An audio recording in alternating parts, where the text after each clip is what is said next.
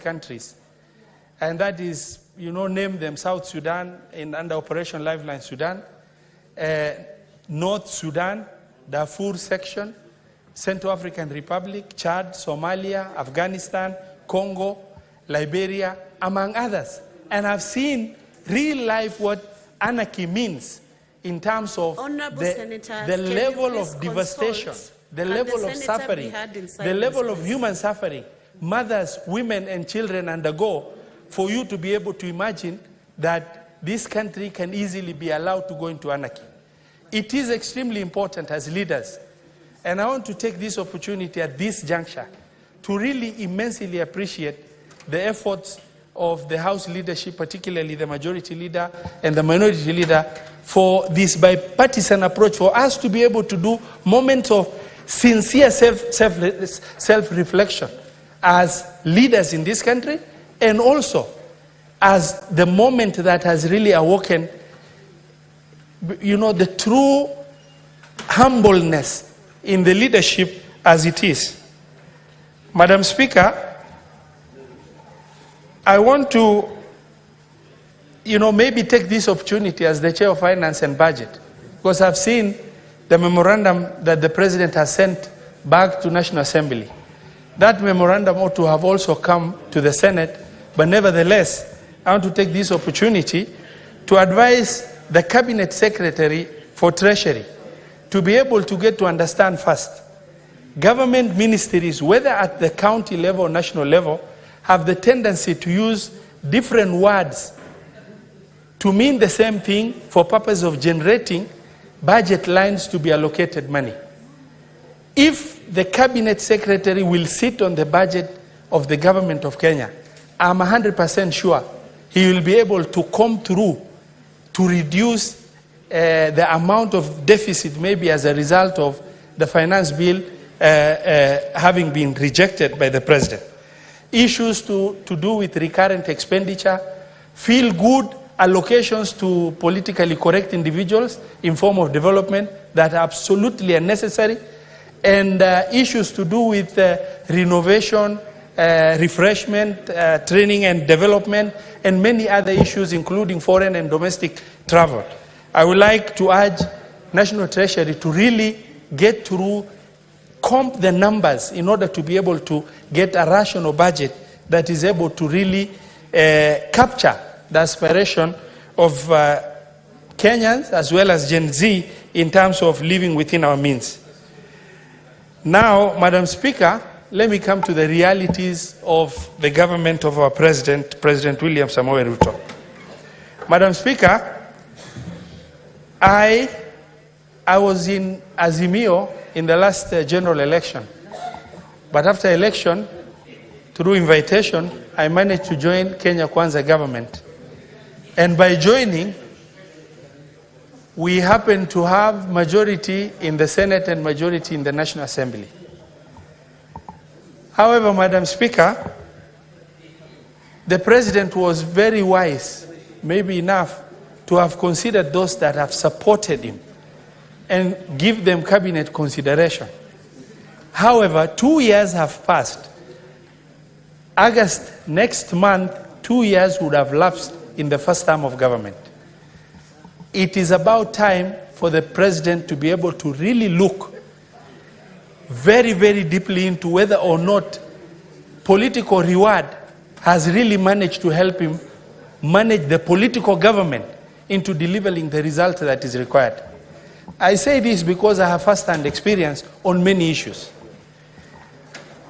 I have examples of cabinet secretaries. I am a co-principal in Kenya Kwanza, but I have cabinet secretaries in this government that have tried to really look for, try to make phone calls to, not for personal issue, but issues affecting the public that have elected us into office to represent them. Phone calls are not responded to. Messages are not responded to. And when you walk to the office that is supposed to be providing services, the offices, the occupant of the offices are not in the office. A period of 6 months have passed to the level that I decided to take my frustration to the President of the Republic of Kenya and share with him trivial issues that could have been managed at the Cabinet Secretary's office, which is their mandate to do, and the political leaders have a responsibility of representation, which is a critical role that they need to undertake on behalf of the people that elected them into office. And only for the President to call and share the same issues I would have shared with the respective Cabinet Secretary. And I was asked to go and see the Cabinet Secretary. 6 months down the line, I am unable to see that Cabinet Secretary. Now the question I ask myself, my issues are very minor. I can overlook and forget about it. But the question is, who is managing the political government of President Ruto? Who is managing? If the Cabinet Secretaries do not understand their role, that everything must be done by the President of the Republic of Kenya, trivial issues that the President should not even speak to, issues that a Cabinet Secretary needs to attend to. And instead, what we have are Cabinet Secretaries that are working. Senator Keroche, can you please consult in what we have are Cabinet Secretaries that are working as CEOs of private entities. They talk to who they want, be in the office when they want, and they make feel-good appointments that are picture smart. The other issue, as I observed, because this is an excellent moment of reflection, where they've dubbed our president into launching projects that the procurement process has not been even finished. Project then that in this age of information, project that the president goes, he does groundbreaking. 6 months later, nothing has happened. Who are responsible for that? Cabinet Secretaries. Why? Because they are looking for picture smart opportunities for them to be able to be seen they are working. Now we have a situation where unless the president speaks, you don't see any Cabinet Secretary speaking in defense of the government. You don't see them moving. Okay, you find them flying, only for them to get opportunities that will make them, a feel-good opportunity for that matter. The president is faced with a huge challenge when it comes to most cabinet members. A few of them are very diligent at delivery, but most cabinet secretaries are not delivering for the president. And the president cannot run the country and also run the political government of that country. It requires cabinet members who are able to do their responsibilities with minimum supervision. Madam Speaker, at some point, I shared, some unfortunate advice, maybe even to our president. He does not have to go every other Sunday to a new church, because he will be bombarded with requests, and those requests he will be forced to make promises that it will be impossible to fulfill. It makes the president look bad. Maybe the same way President Moi, Marehemu President Moi, President Kibaki were able to go to churches within the CBD, so that you are able to provide a lot of time to supervise your ministries as required.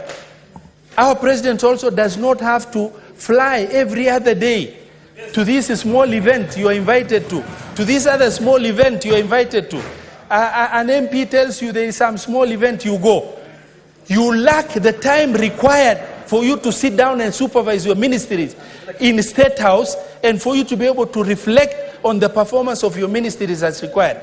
It is extremely critical that our president does not respond to every little issue that is there. For example, I was very pained as a leader in Kenya Kwanza when reporters who are also fighting for fame and space, you invite them in the middle of chaos for interview to State House. These reporters themselves are fighting for space. Why do you invite them? Then you are able to you want to inform the country, do press briefing. That does not require for you to, and then you get reporters that themselves, that is an opportunity for them to really make you look bad and fight for fame themselves. It's a very unfortunate scenario that took shape. Our president does not have to speak every time. He shouldn't speak every time to every little issue that comes up. He needs to reflect more. Use the cabinet and other structures of government to be able to speak government positions as required. And I want to really, end by in the moment of the opportunity, end by saying two issues. I would like to urge His Excellency the President, Madam Speaker, I would like to urge him to get to understand it is very easy for Kenya to accomplish free secondary education in this country. We only need to restructure CDF so that you don't have parents going to the doors of members of parliament begging them for school fees, and school fees being dished out as a favor. School fees being dished out as a favor to these parents. Or if you are not politically correct, you don't get. Why should Kenya of the 21st century be able to be subjecting itself to that? Yet there's a lot of money in the name of CDF where the members of parliament are using it as a privilege to say, I can do that for you, or you didn't support me, forget about it. The government can provide free secondary education, something that will be populous and will make this president look good, something that will identify with Gen Z, and they're able to understand that their plight has been looked into by the government of the day. It is not impossible. My governor has tried to provide free secondary education. It's a little bit challenging, but in Mandera it's taking shape. Why can't it be replicated in the whole nation? And all we need is to restructure CDF so that the amounts being used can be directed and free secondary school be provided to our younger generations and those that are unable to pay their fees. Madam Speaker, in the interest of time, I beg to support. Thank you. Thank you, Senator Roba. Senator Mwaruma Jones Mwashushe. Asante Mheshimiwa Spika kwa hii fursa umenipa ili kuchangia huu mjadala mchakato wa kutathmini hali halisi ya nchi hii yetu ya Kenya. Kwanza kabisa nishukuru kiongozi walio wengi, Senator wa Kericho Aaron Cheriot, na kiongozi walio wachache, Senator wa Kilifi hakimu mstaafu Stuart Mazayo, kwa kuleta huu mswada wa kuangalia hali halisi ya Kenya. La pili, nishukuru maseneta na hii nyumba kukubali kubakia ili kuangalia vile Kenya ilivyo, kwa sababu sasa hii Mheshimiwa Spika, Kenya iko katika njia panda. Mheshimiwa Spika, Bunge la Kitaifa liliamua kwenda nyumbani na kukimbia wakati Kenya inawahitaji. Kwa hivyo nishukuru maseneta wote. La pili, Mheshimiwa Spika, nichukue fursa kwa niaba yangu na wananchi wa Taita Taveta kutoa risala za rambirambi kwa ndugu, jamaa na marafiki ambao walipoteza watu wao wakati wa maandamano. Haya maandamano, Mheshimiwa Spika, yalikuwa ni ya kupinga mswada wa fedha ambayo yaliongozwa na vijana wanajiita Gen Z ama kizazi cha Zuma. Mheshimiwa Spika, kwa hekima ya Rais, aliamua kwamba huo mswada au uondoe na urudi kwa Bunge la Kitaifa. Hiyo ilikuwa ni hekima yake. Lakini hekima nyingine, Mheshimiwa Spika, kwa sababu tuko mahali hatuaminiani, ni vyema Bunge la Kitaifa lirudi na liangalie mapendekezo ya Rais ili huo mswada tuwe sawa kabisa na tuwe na uhakika ya kwamba umeondolewa kikamilifu, kwa sababu sheria, Mheshimiwa Spika, inasema kwamba baada ya siku 14 hata kama rais hajatia kisaini, basi ule mswada utaanza kutekelezwa. Mheshimiwa Spika, wakati tumekuwa katika njia panda, wakati mwingi kama Wakenya tumesimama na kuongea, na si mara ya kwanza tumeanza kuongea kwa sababu ya nchi yetu. Mwaka wa 97 tuliongea katika ile ufungamano initiative. Mwaka wa 2019 pia tuliongea na kuja na mapendekezo ya ile inaitwa BBI, ingawaje ilienda vile ilienda. Na sasa hivi pia, Mheshimiwa Spika, tukiona watu wanaandamana, hiki ni kiini tu cha juu ya kwamba Wakenya hawana furaha na yale yanayoendelea katika nchi yao. Mheshimiwa Spika, ukiangalia watafiti wengi ambao wanafanya utafiti Kenya, washasema tayari kwamba Wakenya hawana imani na uongozi na hawafurahii pale Kenya inapoelekea. Mheshimiwa Spika, hawa vijana wa kizazi cha Zuma walipigana na kuandamana kwa sababu ya huu mswada wa fedha, lakini hiyo sio shida yenyewe peke yake. Hicho kilikuwa ni kiini tu ama kianzo tu. Wakati wa vita vya kwanza vya dunia, Mheshimiwa Spika, ilichukua kuuawa kwa Franz Ferdinand na vita vya kwanza vya dunia vikaanza. Leo hii zile shida ambazo ziko Kenya zimechukua mswada wa fedha ili kufanya maandamano, na watu wakazinduka wakasema ni vyema tukae chini na tuongee, tuangalie kwa kina kuna shida gani Kenya.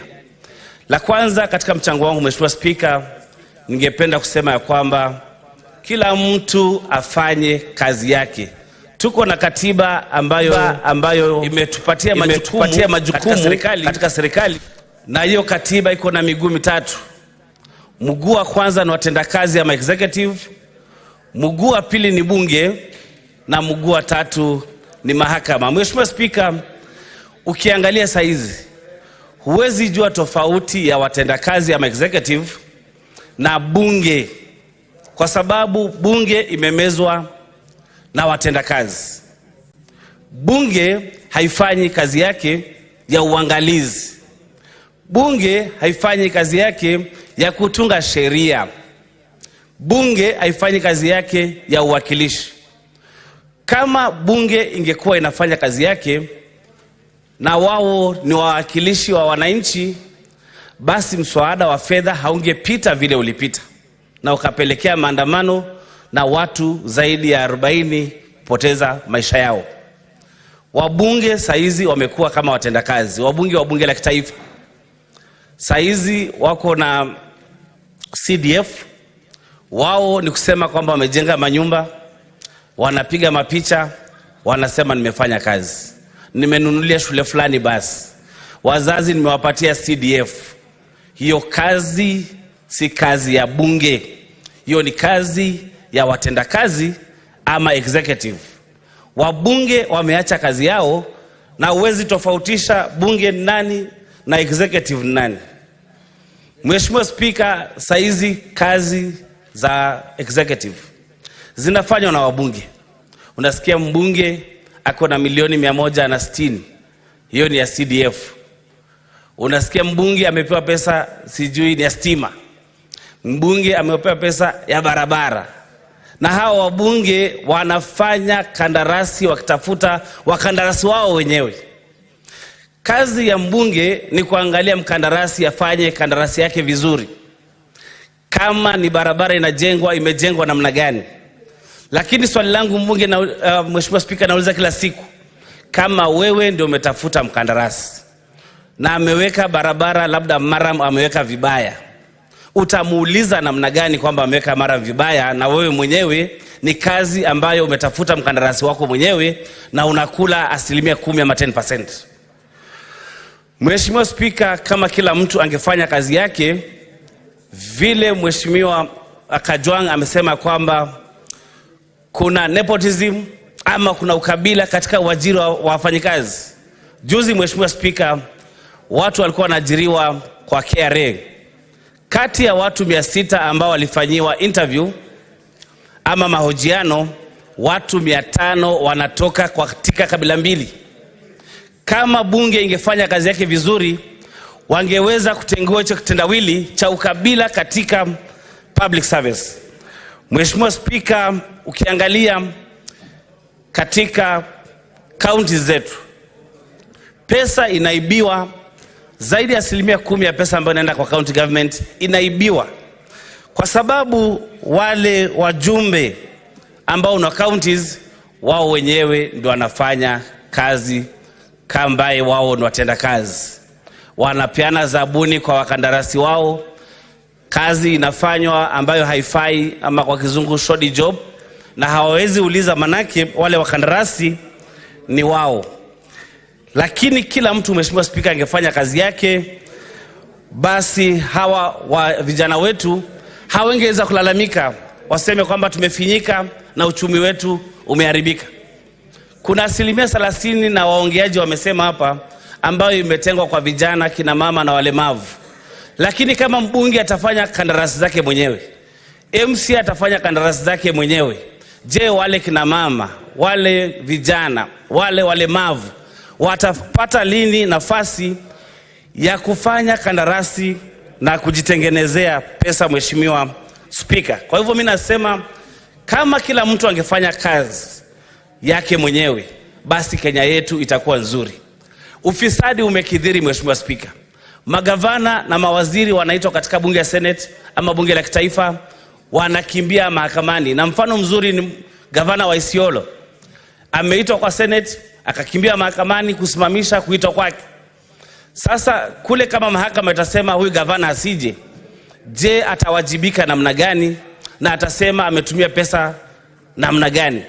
Kwa hivyo pia mahakama wangesema tu wacha wewe enda kwa Senate, hata kupatia orders zozote za kusimama usiende huko, Kenya ingekuwa nzuri. Na Mheshimiwa Spika, sheria inasema kwamba wakati mtu hajakuja bunge, inspector wa polisi ashike gavana, ashike waziri, aje kwa bunge. Lakini inspector wetu wa polisi ama polisi wetu wameshindwa kuleta watu ambao ni wafisadi katika bunge letu. Sasa kama kila mtu afanyi kazi yake, ni kuonyesha ya kwamba ufisadi utakithiri na hatutapata maendeleo, na hawa watu wanaitwa kizazi cha Zuma hawatawacha kupigania haki zao, Mheshimiwa Spika. Mheshimiwa Spika, ningependa kwa kusema kwamba vijana walifanya maandamano na ni haki yao kabisa kulingana na ibara ya 37. Walifanya maandamano ya amani, lakini wakora wakaingia na wakaharibu yale maandamano, na hawa wakora naona wengine waliletwa na serikali yenyewe ili kuonyesha kwamba wale waandamanaji hawajui wanachofanya. Mheshimiwa Spika. Mheshimiwa Spika, la pili ningependa kusema ni kulingana na ibara ya kwanza. Ibara ya kwanza inasema kwamba nguvu za uongozi zinatoka kwa mwananchi, na zile nguvu anaweza zitekeleza mwenyewe moja kwa moja ama kupitia kwa yule mtu aliyemchagua. Mheshimiwa Spika, kama nguvu za uongozi zinatoka kwa mwananchi, itakuwa kuaje mwananchi hasikizwi vile anavyosema? Mheshimiwa Spika, kumekuwa na lalama. Mwaka uliopita kulikuwa na mswada wa fedha ambao ulileta housing levy na ukaleta tax nyingi sana. Mheshimiwa Spika. Mheshimiwa Spika, wakati wa kupigania uhuru, tulipigania uhuru kwa sababu 3. Ya kwanza, Mheshimiwa Spika, ni kutoza ushuru kupita kiasi. Ya pili, yalikuwa ni mambo ya mashamba. Ya 3 ni ile tunaita slavery. Mheshimiwa Spika, saizi pia watu wameona kama wametoza ushuru sana na wameona kama hawana njia ya kujikwamua na wanapigania uhuru wa 3. Mheshimiwa Spika, kwa hivyo kama tungekubali ya kwamba nguvu za uongozi ziko kwa mwananchi na sisi tumechaguliwa na tukakopeshwa zile njia, basi rais angesikiza vile wananchi wanavyosema. Basi wabunge wangesikiza wananchi wanavyosema kwamba hatutaki huu mswada wa fedha kwa sababu unatufinya, unatuibia pesa, unachukua pesa kutoka kwa mfuko wetu. Mheshimiwa Spika, katika chuo kikuu cha Harvard, wasomi wa kule Harvard walikuja na theory ama nadharia, kwa kimombo inaitwa principal agent theorem.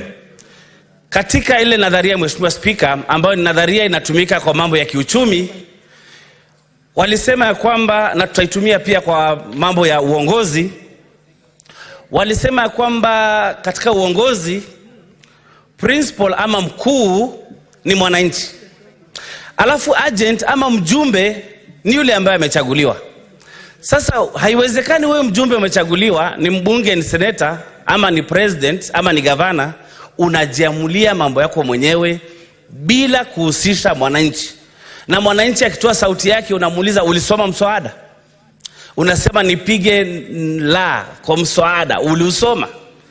Lakini mwananchi akisema piga la kwa huu mswada kwa sababu unanifinya, na wewe ni mjumbe, sio mkuu. Tusikize wananchi wetu. Tulisikiza ya kwamba ama tukasikia ya kwamba kuna wabunge walinunuliwa kwa shilingi milioni 2. Unanunuliwa kwa shilingi milioni 2 ili usipigie mswada vile mwananchi wako wanavyotaka. Katika hii nadharia ya mkuu na mjumbe, huko ni kukosea heshima na kwa dharau na kuonyesha kiburi kwa mwananchi aliyekuchagua. Mwananchi aliyekuchagua lazima aje mbele, na wewe mapenzi yako na mapendekezo yako na matumbo yako yaje nyuma. Tukiwa na heshima na tujue kwamba mwananchi ndio ako mbele na ako juu, na yeye ndio mwajiri wetu. Na hata sisi, Mheshimiwa Spika, tunaitwa wajumbe. Mjumbe wa Murang'a, mjumbe wa Sabatia, mjumbe kwa sababu wewe sio mkuu. Nguvu za uongozi ziko kwa nani? Nguvu za uongozi ziko kwa mwananchi. Wakati tumesimama kujipiga kifua na kuwa na kiburi kwa sababu umepata vipesa kidogo na unaonyesha ya kwamba sasa wewe ndio unakalia yule mwananchi, mwananchi atafanya maendeleo vile tumeonyeshwa katika hiki kizazi kinaitwa kizazi cha Zuma. Mheshimiwa Spika, kama kila mtu angefanya kazi yake, wabunge wamepewa kazi ya kufanya bajeti. Mheshimiwa Spika, nilikuwa naongea na mjumbe wangu mmoja ambaye ako katika kamati ya bajeti. Anasema treasury inaleta bajeti katika bunge, lakini hakuna njia ya kubadilisha ile bajeti kwa sababu treasury na serikali imeleta ile bajeti. So nauliza, kama kazi yenu ama kazi ya bunge ni kutunga bajeti, kwa nini hakuna ugavi wa kisawasawa wa rasilimali? Maeneo mengine, Mheshimiwa Spika, kama Taita Taveta yameachwa nyuma sana. Hakuna miradi tunayopata ya zaidi ya shilingi milioni 500 ama bilioni 1.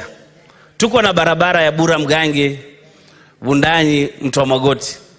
Hiyo barabara ilianza mwaka 2020 na mpaka leo imewekewa kama milioni 200 peke yake. Tumepitisha bajeti 4 za zaidi ya trilioni 3 na tunakosa bilioni 2 peke yake kumaliza ile barabara. Mheshimiwa Spika, ni kwa sababu gani? Ni kwa sababu hamna rais na kura zenu ama hisa zenu katika serikali ni chache. Mheshimiwa Spika, tusipoangalia haya mambo, kuna maeneo mengi yanakosa maendeleo kwa sababu hawawezi kuwa na rais na kwa sababu hawako karibu na rais. Kwa hivyo kuwekewa pesa ya maendeleo inakuwa ni shida sana, Mheshimiwa Spika. Kwa hivyo ni jukumu la serikali na bunge kuangalia kwamba ugavi wa rasilimali uwe sawa. Mheshimiwa Spika, la mwisho kabisa, huu mswada umesemekana ya kwamba kwa vile utarudi na mswada wa finance haukupita, basi dora itarudi na kwa hivyo kara pia itabadilika. Lakini naomba maseneta wenzangu, ule mswada wa dora ukirudi, tusijaribu kupunguza pesa yetu iwe chini ya bilioni 400.1 vile tulipitisha kwa dora. Kwa sababu gani? Hali ama pesa inayoenda kwa magatuzi ni kidogo sana. Afya ambayo ni muhimu Kenya imegatuliwa. Kilimo ambayo ni muhimu sana imegatuliwa. Lakini pesa ambayo tunapeleka kule ni finyu sana. Kwa hivyo nitashangaa sana mradi ukirudi hapa na tuanze kusema tunapunguza pesa ya magatuzi, ili hali Mheshimiwa Spika, tumeona kiburi, majivuno ya wale mawaziri na watu wetu ambao wanafanya kazi kule katika serikali ya kitaifa, ambao wananunua saa ya milioni 3, viatu ni vya 500,000, magari ni Lexus na kwenda juu, na walikuwa maskini wengi wao tukiwa nao hapa kama maseneta.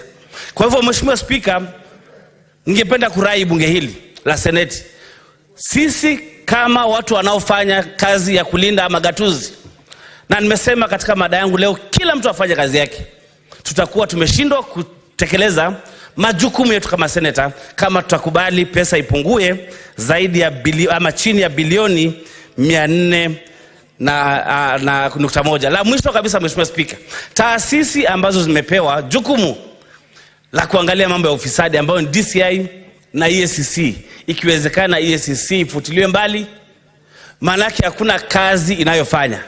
Kuna watu pale kwetu, Mheshimiwa Spika, walishikwa na sakata ya pilau, ambao walisema kwamba ilisemekana wamenunua pilau ya shilingi sijui ni milioni 2, lakini tulipofuatilia tukapata kwamba hizo pilau hawakununua kwa hiyo muuzaji wa hoteli.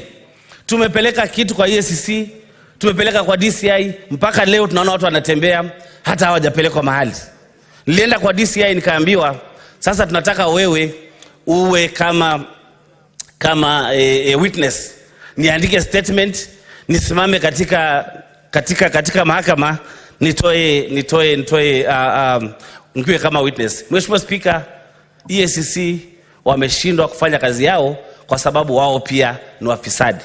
Haiwezekani upeleke mahakama ya mbuzi upeleke kwa fisi, Mheshimiwa Spika.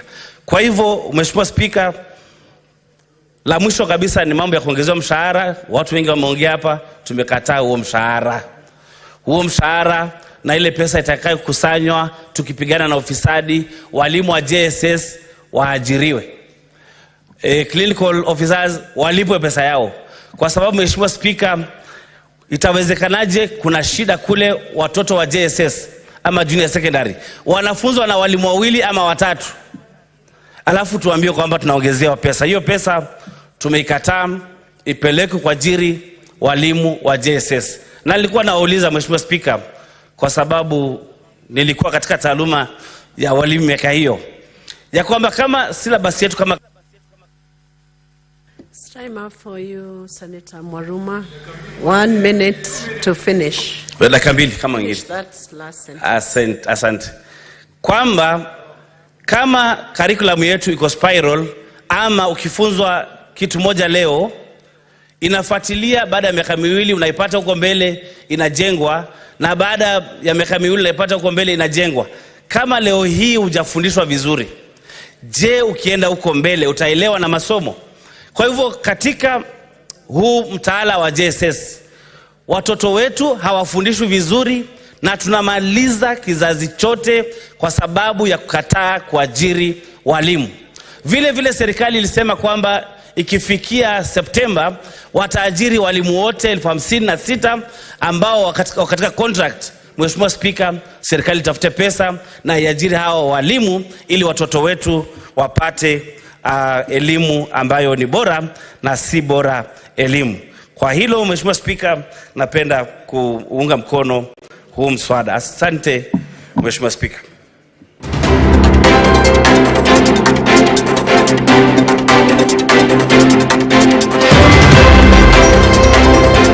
For this opportunity for me also to ventilate on this particular motion, and I want to say right from the onset that I do support this particular motion, Madam Speaker, because this is our country. If it sinks with all of us.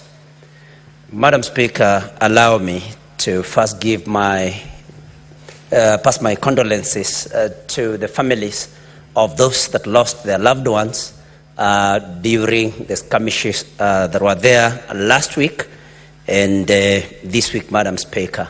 We know how it feels to lose a loved one, Madam Speaker, especially where such a death was abrupt and sudden Madam Speaker, and I maintain that our police officers should only use live bullets or open fire, Madam Speaker, where they are facing an enemy mostly that is armed. And Madam Speaker, not just somebody that is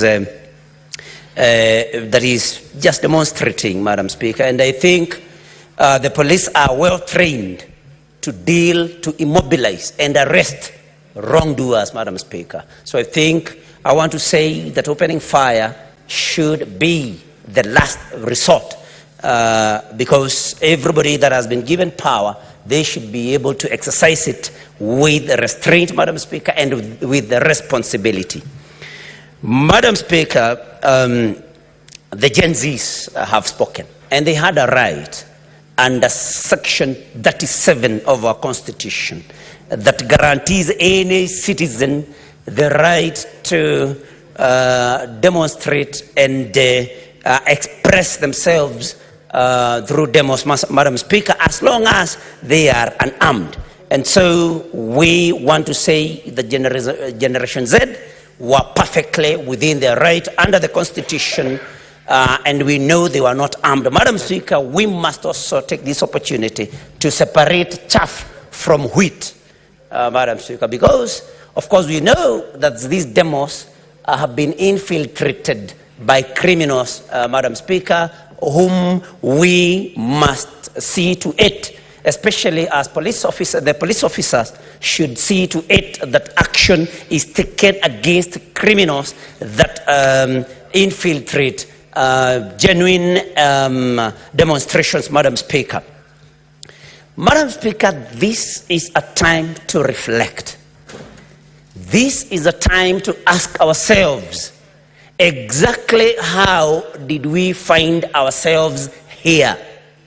And Madam Speaker, I may say things that maybe have been said here, Madam Speaker, but we need to repeat where necessary of the things that have not been done in the right way and that have caused us the problem that we find ourselves in. People have talked about opulence, display of money, living, largesse in the lives of politicians, Madam Speaker. People carrying bundles of notes, Madam Speaker. This is something that must be condemned by all and sundry. Some of us have been ridiculed for not having, those loads and loads of cash, Madam Speaker. That when maybe you are attending a harambe somewhere and you give something or you contribute something from your salary that may not be as big as maybe some colleagues that you may be with, Madam Speaker, carrying hundreds of thousands or even millions, Madam Speaker, it's sad that even some church leaders have ridiculed some of us, saying that we contribute, amounts that cannot even buy some tobacco, Madam Speaker. And so, Madam Speaker, I think this is something that Kenyans have been watching slowly but surely and have not been very happy about, Madam Speaker. And this is something that we should all condemn. Let people, if they have to contribute their hard-earned cash, Madam Speaker, because this points to corruption. Otherwise, we know how much people are paid and how much they contribute in these Arabes, Madam Speaker. And this is something that we need to talk about. Madam Speaker, there have been very many things that have been happening in our society. I have a background of education, Madam Speaker, and I can tell you there are things that we have done in this country that should not be done, including taking some public institutions of learning and kind of privatizing them, Madam Speaker. And allow me to mention one or two. Madam Speaker, we have a school called Hospital Hill Primary School. This is a public school, but that has been privatized. Nairobi Primary School, Madam Speaker. There is a school called Tigoni Primary School in Kiambu. These are public schools, but which people the middle class and people who are well-to-do have taken and, introduced some rules, some, arrangements through the PTA, Madam Speaker, and kind of privatize these schools, where it is very hard for ordinary mortals, Madam Speaker, to gain admittance to that school, to those schools for their children. And all this time, our people have been watching, that I cannot be able to take my child to Nairobi Primary School because there are charges, illegal charges, Madam Speaker. And people have been, this has been building up. Madam Speaker, corruption is also something that has made people to build up some anger and, dissatisfaction against government and leadership, Madam Speaker. And recently, there was a young man, Madam Speaker, I know this is a subject of a court case, but I'm not going to discuss the merits or demerits of the same. But Madam Speaker, a young man, it was unfortunate, but a young man felt that he could not, according to his claim, he could not be able to raise the bribe that a police officer was asking, Madam Speaker. And the young man ended up beating up that police officer, Madam Speaker. I do not want to stand here and say that that was right. But, Madam Speaker, you can imagine that it was out of frustration that a police officer is demanding amounts of money from a young man that cannot afford such amounts of money. And, Madam Speaker, some police stations have even been able to upscale corruption. And I want to cite Kasarani police station, Madam Speaker. This is a police station where you will find tens of police officers along the road, Madam Speaker. And what do? They do not want to take the usual 50 or 10 or 100 Kenya shillings, Madam Speaker. So they will just order you to drive your vehicle into the police station where they will demand for a big amount of money as bribe, Madam Speaker, before you are released. And, Madam Speaker, we must call this out. This is why we are where we are, because those that cannot afford these amounts of money, Madam Speaker, are always at a disadvantage. What does our judiciary do? In aiding, in solving or helping resolve these matters of corruption, Madam Speaker, the processes are lengthy. Somebody that has been accused, Madam Speaker, of corruption will take ages before their cases are heard and determined. And of course, they are going to buy their way. They are going to compromise even investigations, Madam Speaker, because even the kind of bail they get is very friendly. Somebody stealing, say, 100 million, given a bail, bail terms of about 2 million, Madam Speaker.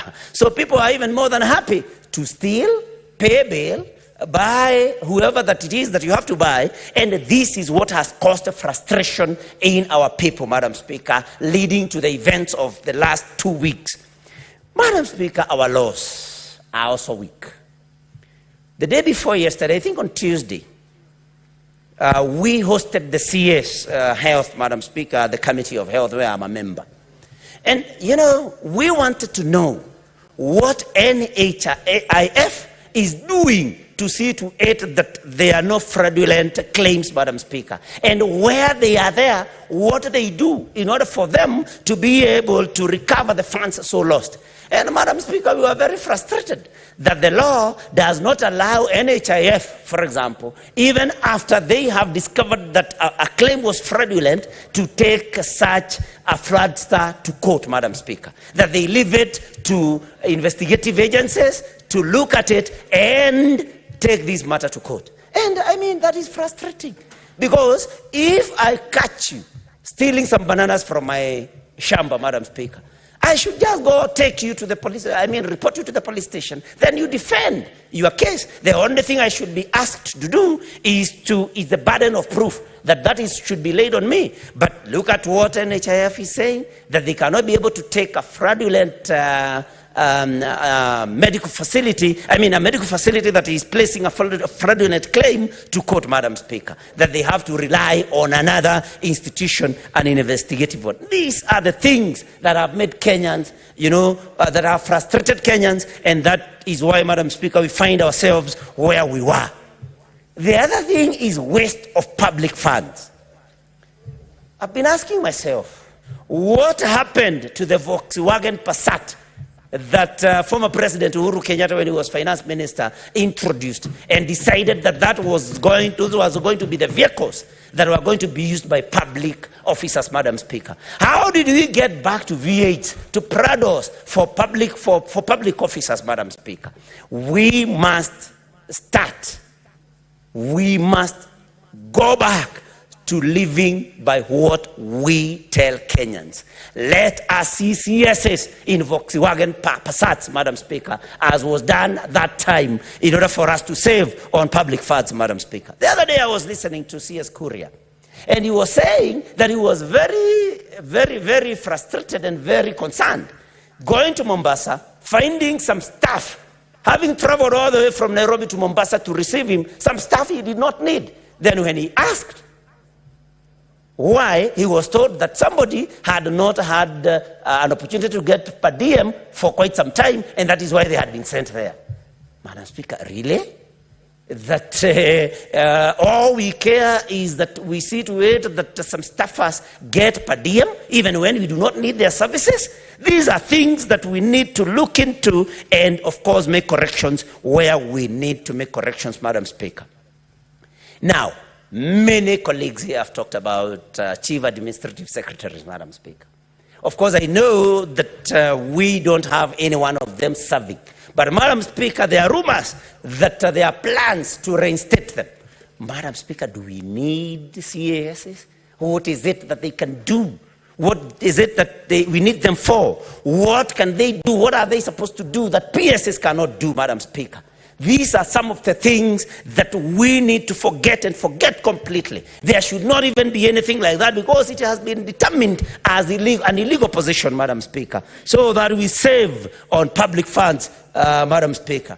Many people have mentioned the office of the First Lady, the office of the Second Lady, the office of the Prime Cabinet Secretary, and his spouse also, Madam Speaker. And I'm happy that His Excellency the President has pronounced himself on the closure of these offices, Madam Speaker. And I say this knowing very well, because in Kiswahili they say ya Mungu ni mengi, hayajulikani, knowing very well that I can also be president tomorrow, and my wife will be a First Lady. But I do not want my wife, even if I become president, to have an office funded by the Exchequer, Madam Speaker, because we need to save on expenditure, Madam Speaker, and I'm happy that the President has since dealt with that matter and pronounced himself, Madam Speaker.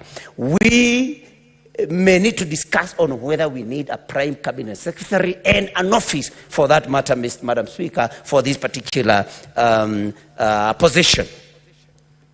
Recently, after the floods, Madam Speaker, there were demolitions. But these demolitions were profiled.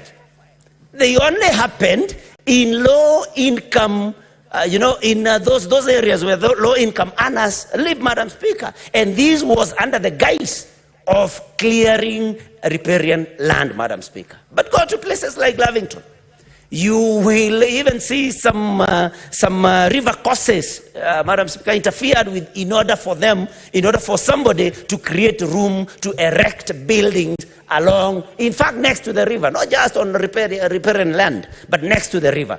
There was no demolition happening there, while we were demolishing settlements of those of the poor, the poorest of the poor, Madam Speaker. And this is what has caused dissatisfaction, Madam Speaker. The law must be seen to be applied equally, Madam Speaker, to those that have and those that do not have, Madam Speaker. I'm surprised how fast time moves. So, Madam Speaker, this is something that has caused a lot of problems with our people. Madam Speaker, the CSs have abandoned the President. None of them, very few of them, are helping the President in this crisis, Madam Speaker. We do not know what is happening. I've been wondering as a person, is it because maybe they did not appreciate that time when they went for a cabinet meeting late and they were locked outside the gate?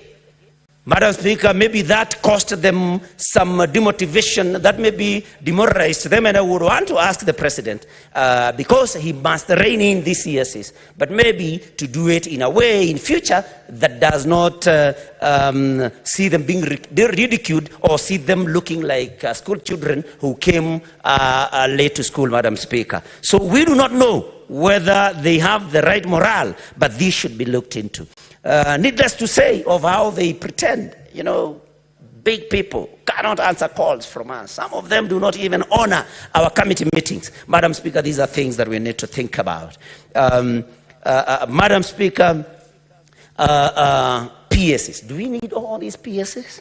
Those are questions that we need to ask ourselves, Madam Speaker. Do we need all of them? What is it that they do that cannot be done without them? Madam Speaker, because my time is running out, we need to rethink about CDF, especially the bursaries given by members of the National Assembly. Somebody raised a very pertinent question. Why do we need to give members of the National Assembly money to give to parents to pay to public schools? Why don't we channel those funds directly to these public schools, Madam Speaker? Maybe we can talk about CDF as far as development is concerned. That is something we can discuss. But really, we give members of parliament money to go, give back to government? I mean, what logic is there, Madam Speaker? I mean, we can use what we are calling means testing. Let us use means testing in order for us to assess the needs of every other student, so that we send these funds directly to their institutions of learning. We do not have, and we have done very well with the new funding model at the university level. We can cascade these downwards to secondary schools, Madam Speaker. We should not just do the things the way they have been done all this time. And finally, I dare to say, this nation could be under a curse. Madam Speaker, I say that, and this is somehow spiritual. Because, Madam Speaker, a father can curse a child. In the same breath, Madam Speaker, a president can curse a country. A mother can curse a child. What am I trying to say, Madam Speaker? Sometimes last year, Northlands, owned by the Kenyattas, was attacked. Sheep stolen. Bad things happened. The police never did anything. And that was associated with some leaders, Madam Speaker. Kenyatta may not have been a saint. President Kenyatta Jomo may not have been a saint. But, Madam Speaker, he was the first president of this country. Madam Speaker, he can cast this country from his grave. And this is something that we should take very seriously, Madam Speaker. There have been claims, Madam Speaker. We do not know how true they are. Senator Newton, there were some ground rules laid before, and I think you wish to abide by them if you were well advised by the majority leader. Madam Speaker, we said we are just reflecting, and if we want to know how we can heal this nation. So, Madam Speaker, I think these are things that we need to look into. When the former President Uhuru Kenyatta claims, rightly or wrongly, that he's not getting his benefits, Madam Speaker, that's another curse that can befall us. When we are told that security has been withdrawn from the First Lady, Madam Speaker, this can also cause a curse. So what do I suggest that we do, Madam Speaker? Let us... Senator Newton, the guidance I have given you is we were to avoid names in the debates, so that you do not personalize. Okay. That was the ground rule that was given. Thank you, Madam Speaker. Then I'm well guided.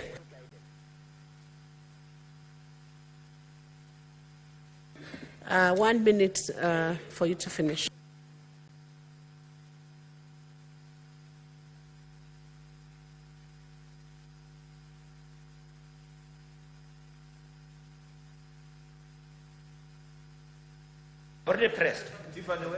Thank you, Madam Speaker. I'm suggesting, Madam Speaker, because I love this country, and I cry for this country, Madam Speaker.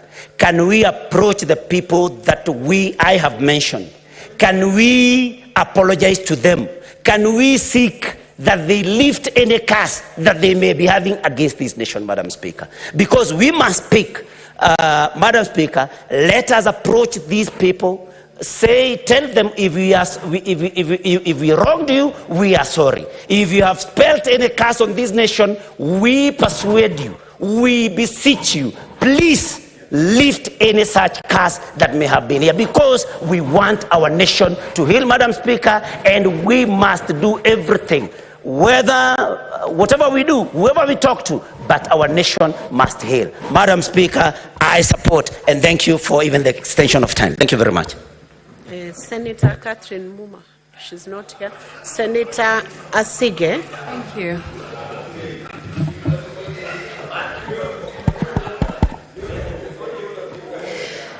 Thank you, Speaker. As I rise to support this motion, I also want to stand on the submission that I made last week, because everything that I said, I meant. And I also wish to appreciate our substantive speaker. Can you just consult in low tones? Majority Leader, please guide the team to consult in low tones. Proceed, Senator Asige. Speaker, I must begin by appreciating our substantive speaker for steering us so well through this very sensitive subject matter. He has done a very good job, and we thank him. The gig is up, Speaker. The emperor has no clothes. Speaker, I wish to lay the foundation of my contribution in the famous play titled King Lear by William Shakespeare. Widely regarded as Shakespeare's finest work, King Lear is an allegory that illustrates a sharp fall from grace from a king who is drunk with pride, with ego, the desperate need for control and praise, who makes a series of mistakes by listening to his immoral eldest two daughters and bad advisors, who exist only to praise him for their own personal gain. Though caring for him greatly and always wanting the best for him, Speaker, King Lear chooses to reject his youngest daughter, Cordelia, because she refuses to flatter or feed his ego like the others, by telling him the truth, even at the risk of her losing her inheritance. Shakespeare's motif revolves around King Lear's fall into error and Machiavellian ways, which we see when he arrogantly declares that he has ultimate power and can choose to ignore his subjects whenever he is pleased with them. His inability to see the truth leads him to lose power, wealth, his senses, his truest daughter Cordelia, and ultimately his own life. Speaker, the entire internet was screaming during Sunday night's interview with the president. Don't mean to anthropomorphize, but TV screens across the country would have turned themselves off themselves if they could, after what is said to have been a train wreck of a conversation from start to finish that left the emperor naked. I must acknowledge, however, the decision by the president to have a 2-hour unscripted sit-down, because seldom do African heads of state risk putting themselves in unpredictable, uncontrolled environments like that. With our majority leader setting the tone through this motion, let the Senate be your Cordelia, Mr. President. You are a leader in the service industry, and I was told just last night that the two most vital pillars in the service industry are perception and experience. And for such a delicate subject matter, you at the very least need a stellar crisis communications team, because your words kept fueling the fire last week. I also want to remind the president that it's not about him. It's not personal. We didn't name it Kenya Kwanza. That wasn't us. Kenya Kwanza. Not Kwanza the noun, Speaker, but Kwanza the adjective. And instead of putting Kenya first, your presidency has put Machiavellianism first, like King Lear, when all that us young people wanted was for you to put Kenya first. Like a performance review of sorts, Speaker, we expected that on his third attempt to address us on Sunday night, he would come with details, with data, definitives, strategies, but it was still so vague, so non-committal, so uninformed. It felt dismissive and disconnected. Speaker, the president went on national television without a clue of what has been happening in the country that he believes he governs. Was the deputy president right in his address last week as well? that his boss may not know all that is going on in the country? How many people are in custody, he was asked. He replied, I have a ballpark figure from the police that they have enough people. What do you say to the youth who say yours is not a listening government, he was asked. He said, I have 4 things: housing jobs, digital jobs, export of labor, manufacturing. You believed barely 1.5 years ago that you could run the country on 2.9 trillion. In a few months, you went to Parliament and requested 3.6 trillion. This year, you went to Parliament and requested 4.2 trillion. And what do they see in return? They see extravagance in government, he was told. He replied, let me tell you the following. Today, universities were almost closed because of debts of 60 billion shillings. I have enhanced their budget by 40 billion shillings because education, to me, is the greatest equalizer. Speaker, this went on and on and on. Tone deaf and not answering what Kenyans really wanted to hear from the president. Not only were shots fired at innocent young protesters last week, Speaker, but it seems in this interview we also saw shots fired at his cabinet, his deputy president, and even the communications team caught astray. So what are some solutions? Speaker, in response to austerity measures as directed by this motion, the president has on record made pronouncements of what he plans to do. Young people do not want more dialogue or multi-sectoral groups before he actions what he has already committed to do. In his Wednesday, 26th of June press conference, the president committed to do the following.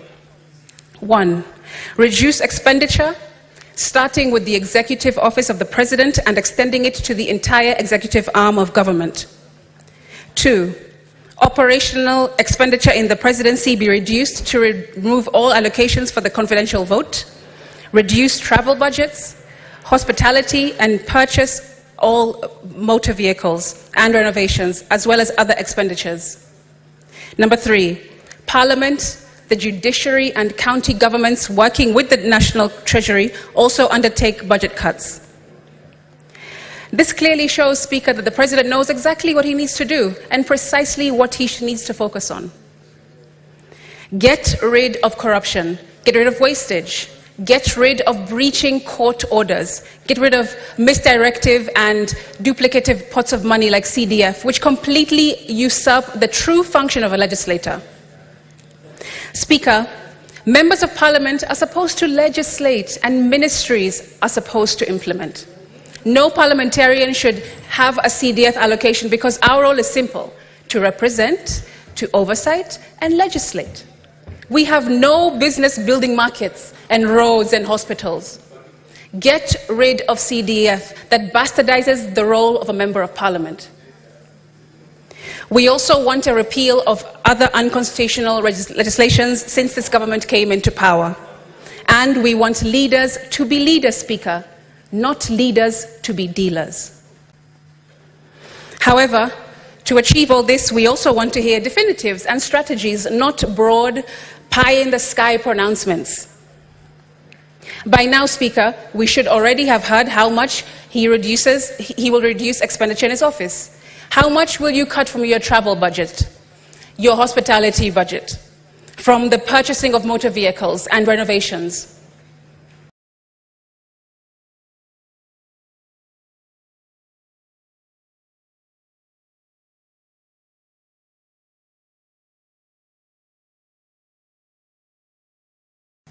Speaker, the president has economic advisors who work for him around the clock and should have crunched preliminary numbers for us to see by now.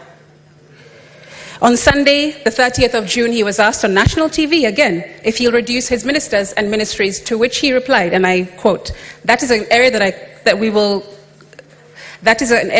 will have to look into because that is a reality that we will face. It clearly shows that the president needs to do. Speaker, for my second proposal, let's go to Article 152(1) of our Constitution.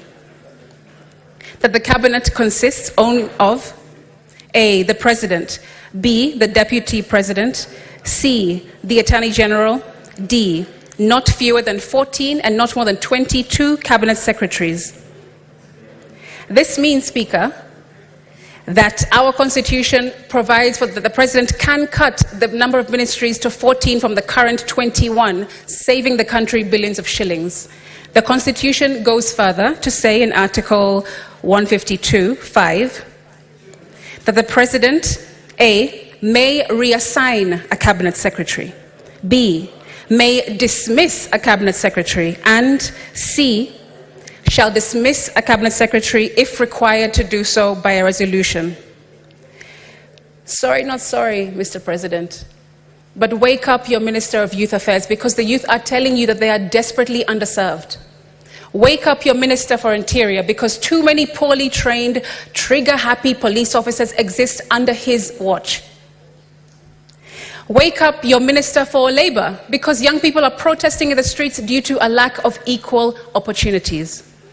Wake up your Minister for Roads, because we're seeing the worst levels of carnage and needless deaths of young people than in any 10-year preceding his. Wake up your Minister for Trade and Industries, because from small innovators to entrepreneurs to industries, the ecosystem she is leading has become terribly unforgiving. If you already know what needs to be done, and the Constitution gives you the power to take action, Mr. President, cabinet secretaries must be sacked. My third proposal, in reaction to point number 1 in this motion, revolves around exercise of legislative powers. Speaker, why is it that the finance bill never makes its way to the Senate for consideration? Our Constitution does not bar this upper house from jointly considering legislation, especially those with as much gravitas as a finance bill. To illustrate this, I want to go to Article 109(5) that says, a bill may be introduced by any member or committee of the relevant House of Parliament, but a money bill may only be introduced in National Assembly in accordance with Article 114. It simply says, Speaker, that a money bill may be introduced only in the National Assembly, but nowhere does it say that a money bill cannot also be considered in the Senate. Our Constitution only bars this House from introducing money bills, not from considering them. This must be corrected to avoid future constitutional misinterpretations that lead us to continue allowing the National Assembly to monopolize such crucial functions. I'm just reading the law. And while we're at it, Majority Leader, the entire country knows that our committees here are chaired and vice-chaired by your side, the government. That doesn't give balance. That doesn't give an opportunity for real unbiased and impartial looks at bills and proposals and legislation in this House. If you hold the chairmanship and also the vice-chairmanship in all committees, how are we telling the rest of the country that we are transparent and we're going to move forward in a new way? That also needs to change. Speaker, life is in the power of the tongue, because if we get this mandate, we cannot afford to mess around and continue to play politricks. My fourth proposal focuses on the presidential assent and of the Finance Bill 2024. And for that, let's go to Article 115 of the Constitution. 1. Within 14 days after receipt of the bill, the President shall A. assent to the bill, or B. refer the bill back to Parliament for reconsideration by Parliament, noting any reservations that the President has concerning the bill.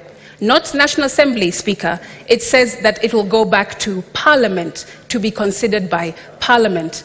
And the last time I checked the definition of Parliament, both houses were included. What about the conversation on salaries, Speaker? Well, I want to say the following. The Salaries and Remuneration Commission really did not read the room. Today, in order to pay all public servants, figures show that we are spending 1.1 trillion shillings, which is 46% of our budget. I want to be frank.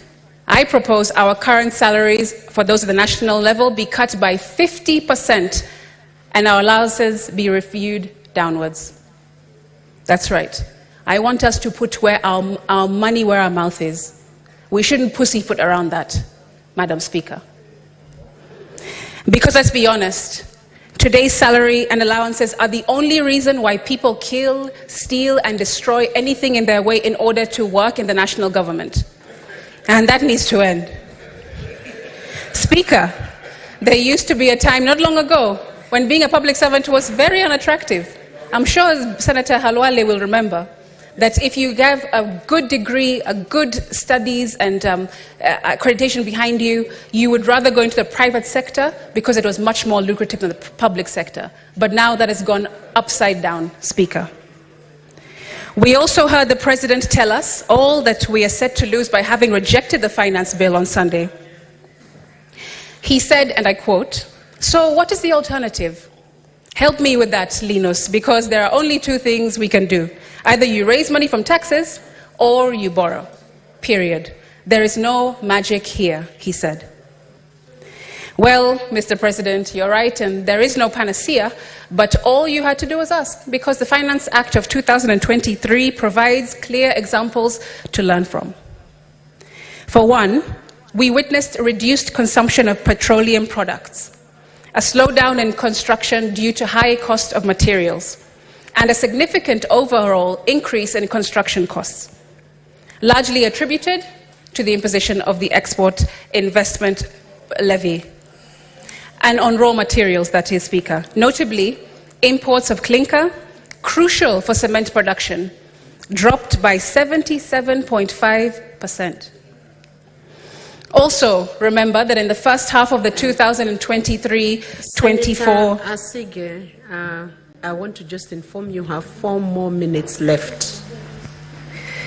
Also, remember that in the first half of the 2023 fiscal year, the KRA missed its revenue target by a substantial 186 billion Kenya shillings, which underscores the point that overly ambitious tax measures do not always lead to increased tax collections.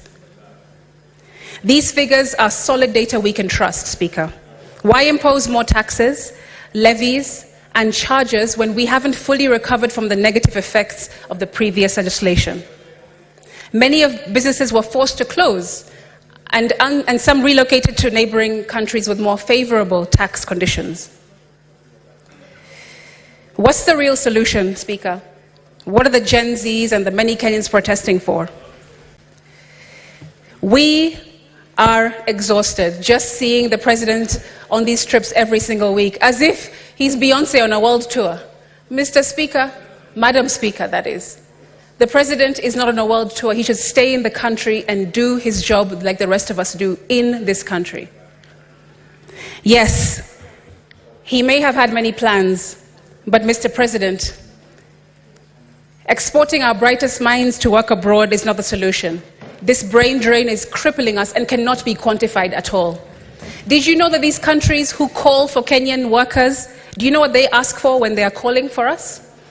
They want under 45s only, highly skilled, well-educated, in good health even, and they must undergo rigorous vetting because they have a particular criteria of people they're looking for. That means that we are removing our best minds, our best workers, our best laborers, and shipping them off to Australia, Germany, England. But do they ever bring the people here, Speaker? They do not. In my conclusion, as I close, I would like to speak directly to young people. Everything was impossible until somebody found a way to make it possible. And today that was you. You have been steadfast in demanding that this government stop and listen to you. And before this moment, everyone thought it was impossible. And now, though I remain a bit skeptical of the presidency to some degree, I still stand 10 toes down in believing that Kenya will never be the same again because of you, young people. I also want to be real with you. We must stop glorifying money, praising those with flashy cars, big houses, expensive holidays, eccentric lifestyles, and filtered lives. It's us that keep applauding that behavior. We follow those accounts. We like and repost their displays of opulence every day, and this exacerbates the problem of these people wanting to keep up their public images. But not that all that glitters is gold. Why don't we go back to exalting excellence, character, conscientiousness, and all that is good and all that endures? There is a reason why Paul says the love of money is the root of all evil. We really must change. Speaker, let me land by circling back to King Lear by William Shakespeare. Anna Camerali writes that the tragedy of King Lear's lack of understanding of the consequences of his demands and actions is often observed to be like that of a spoiled child. But it has also been noted that his behavior is equally likely to be seen in parents who have never adjusted to their children having grown up. Speaker, Kenya's democracy has grown up. It has matured and it's maturing into a faceless, fearless, tribeless legion of... Time is up. Half a minute, you finish that sentence. Give a 1 minute, Secretariat. Thank you, Speaker. I was saying, Kenya's democracy has grown up. It has matured, it's maturing into a faceless, fearless, and tribeless legion of the majority of our population, who have a good constitution, but unfortunately in the wrong hands. Speaker, Kenya, I stand by them in this House, I speak for them in this House, and when they name the 25th of June 2024 Z-Day, they will know that you did that. I thank you. Senator Catherine Muma.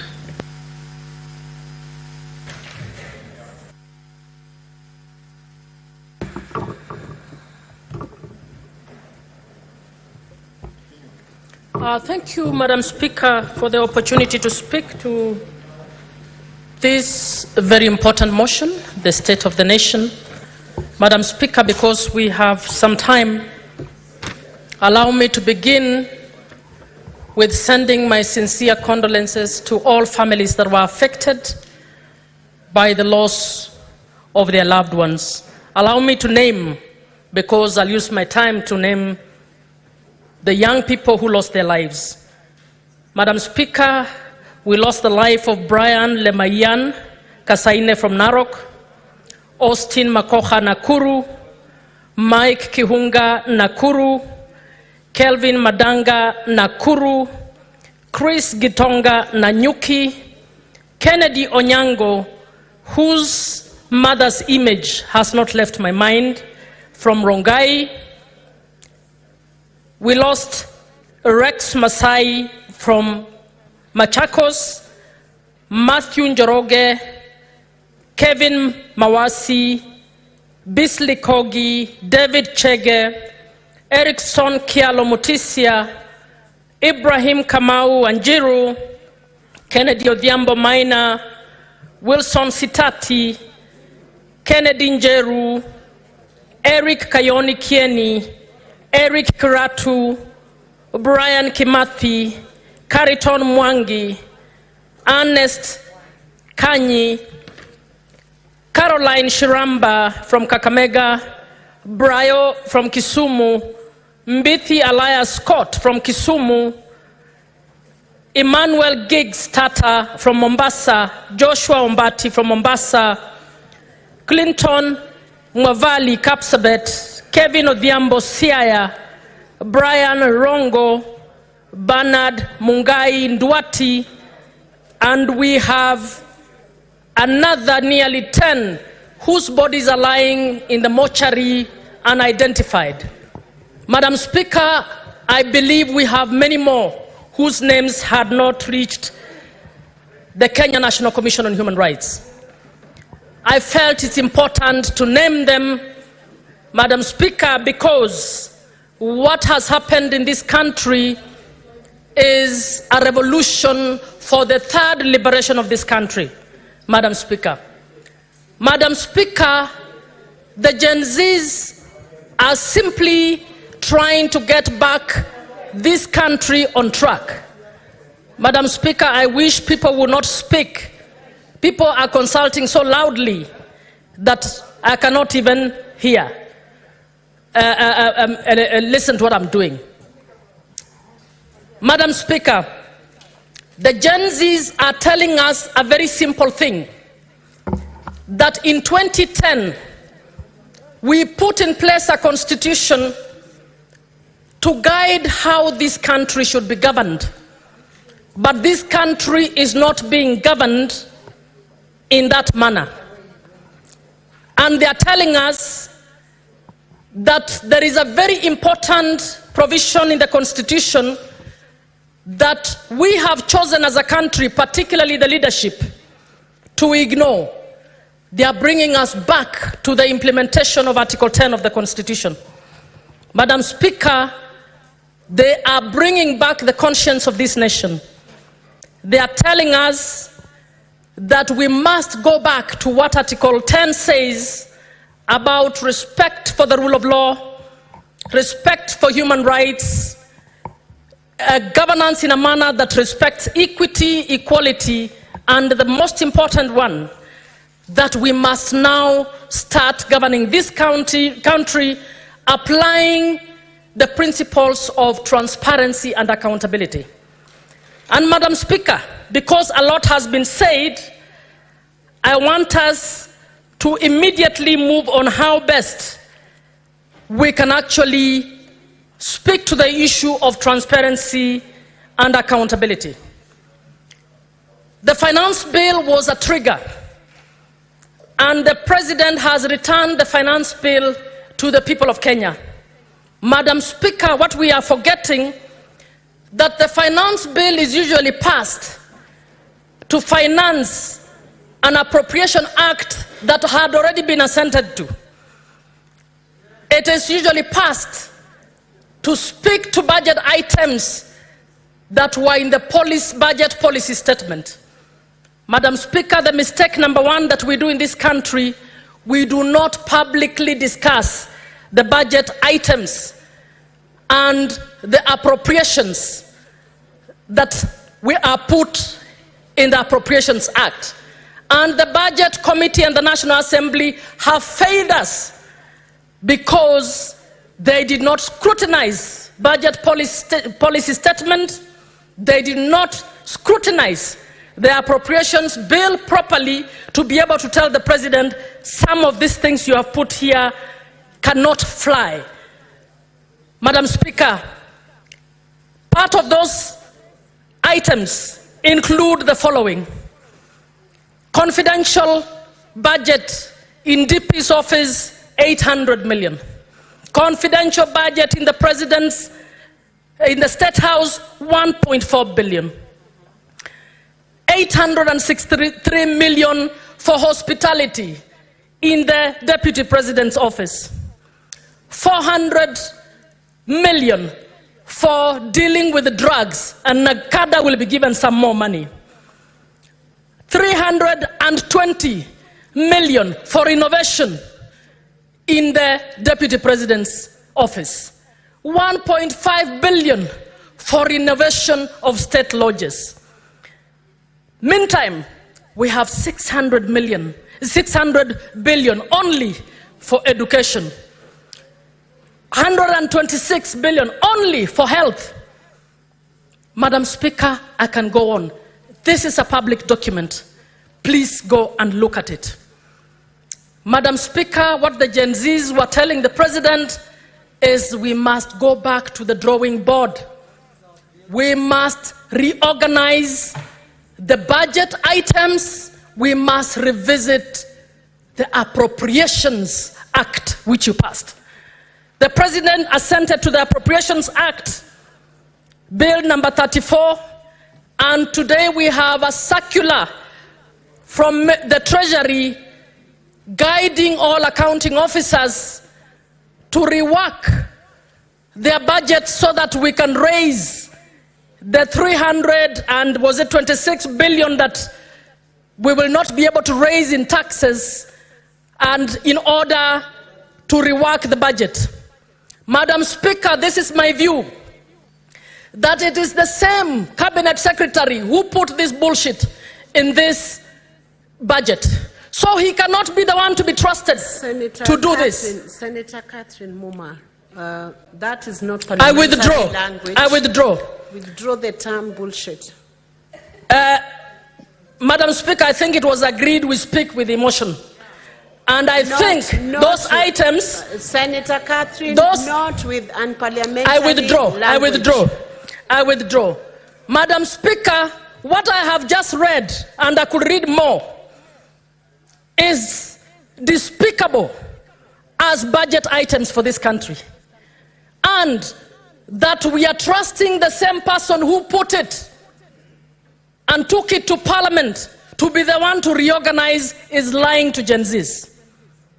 Madam Speaker, what Gen Zs were telling the President, we need a public participation and a participatory approach to reorganize our budget for the financial year 2024-2025 in order to together come up with a saving. I believe if we look at the budgets at all levels, we will probably save more than the 300 and whatever billion that they wanted to actually raise from the taxes. So the big job that the National Assembly and the Senate should be doing is to do the big job of allowing our experts, whether in civil society, among the Gen Zs, to openly and transparently audit the budget items one by one for the executive, for Parliament, for the judiciary, and put money where it is required. So where we need essential services, we must put money where we need essential services. Where we are wasting money, we must remove that money, because what are we doing? We are working on budgeting for corruption. So number one, Madam Speaker, the President said that he will go and borrow for the deficit.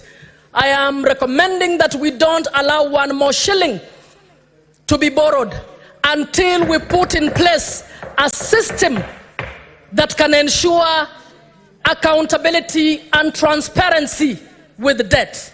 So, Madam Speaker, I'm suggesting not borrowing 1 shilling for the 2024-2025 budget.